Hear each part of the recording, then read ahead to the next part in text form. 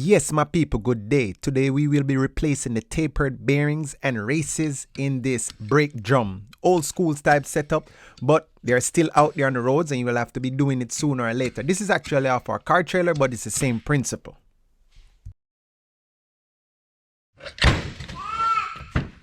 What? I was trying to be lazy starting out, trying to remove the race and the seal at the same time, but it didn't work. So I had to flip it over and remove the seal first and then remove the bearing. And sometimes you can take some shortcuts and it saves you a lot of time. Those in the field know what I'm talking about. So that's what I was doing. So I am now inspecting the old race. It's coming out, but I'm just feeling to see what happened, what damaged the rollers on the old bearing, and it's a little bit rough.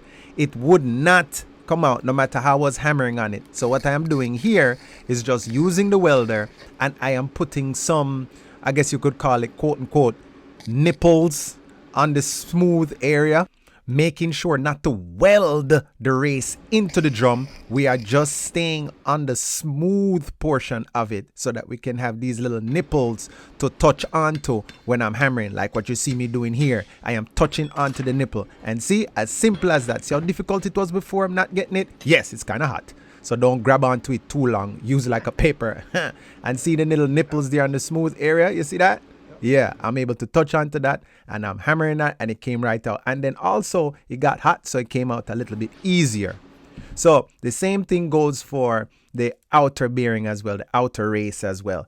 The way they designed it, there is not much of an exposed area on the race when installed. With the automotive offerings, they make it so that there is an exposed little lip on the inside when you see me going from the inside there, and you can get to it. But on this, it was kind of flush, make it kind of difficult. But it works every time. If you know how to work the welder, you can't run a good shop without having a welder or without having some form of acetylene set. Some people are triggered. When I say acetylene set, they say they want to have a convection heater. I ain't knocking that. So now, as we move on, these are the new bearings. That's the race and that's the bearing. That's how it comes in the bag and that's what it looks like. You don't just replace the bearing by itself. You replace the bearing and the race and it sits in there like so. So now this is where you need, not using the word need, this is where I like to use my specialty tools. There's no guesswork. I ain't got to fidget it. I ain't got to finagle it or anything like that. I just get the seal driver. It fits in there and then I just work it in with the hammer. And when it gets all the way where it needs to go, you can hear the difference in the tone. Yes, you hear it ring. It's not going any deeper than that. And that one is in. Next, I'm moving back to, I could do the one around here first and then the other one, but it doesn't really matter. Same process again. I get this appropriate seal driver that fits down in there. I set it.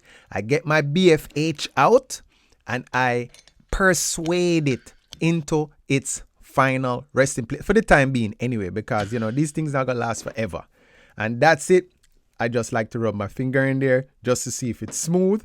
Now, the bearing is next to be taken care of. To put the bearing in, I have a bearing packer.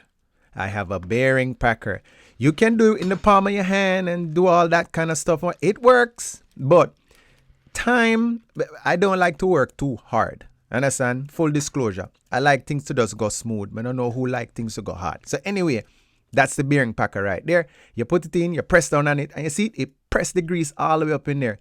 Now, you get the little extra grease. You don't want to put it in dry. You always want to kind of use your finger and lubricate it a little bit. Slip the bearing down in there. Don't forget the bearing.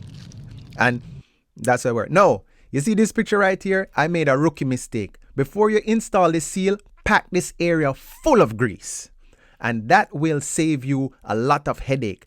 In a few minutes, you will see, not even minutes, in a few moments, you will see exactly what happened to me here, making that rookie mistake. When I hammered that seal in, you see that little ring right there, that spring right there, the vibration popped it out of place. And here I am trying to see if I can get it back in there. How's the saying go? You can't get the genie back in the bottle. Yeah, you can't get it back in the bottle at all. So, man, at this moment, I'm like contemplating. I'm like, man, I am not taking this thing back out. I don't have another seal to put it. Man. Right, that for now, take out the box. I am not doing it. And I decide my mind. You see, I'm cleaning it off nicely because I already purpose in my mind. I am not changing it. But I ended up changing it because the, the OCD would not let it go. Because I have new brakes and everything, and then I can't afford to get that thing greased up. So that's what it looks like. So remember, pack the seal, the back of the seal full of grease. It keeps that spring in place. And then when you hammer it in, you won't run into the mistake that I ran into. Thank you for watching. Have a nice day. Bless. Yeah. And don't forget to go and subscribe to my YouTube channel.